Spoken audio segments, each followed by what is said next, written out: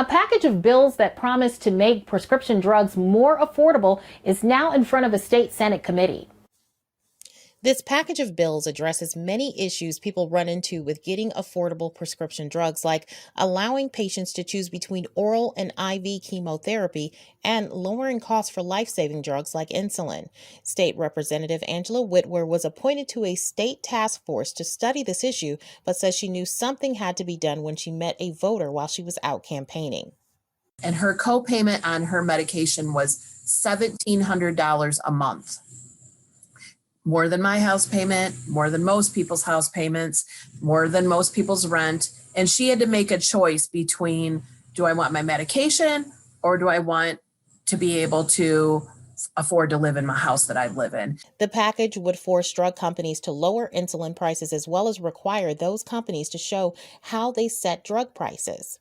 We need to fix some of these problems. And so this set of bills does everything from watching manufacturing so that when they set their original price, if it happens to go up drastically between year to year, they have to explain why. But the package doesn't just focus on medications. It's not just prescription drugs. It's also a package just on care too.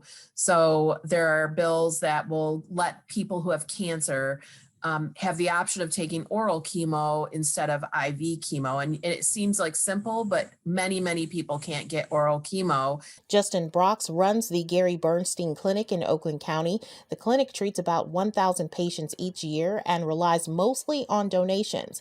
Brox says he hopes the package is approved by the Senate because some of the patients who rely on the clinic would benefit from the changes.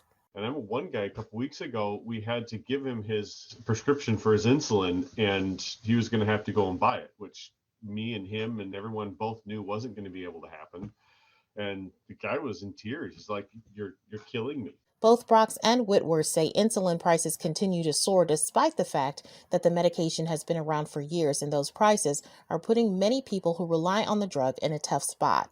Now, Fox 47 has reached out to some members of the Senate and a pharmaceutical company to find out if they are in support of this package of bills.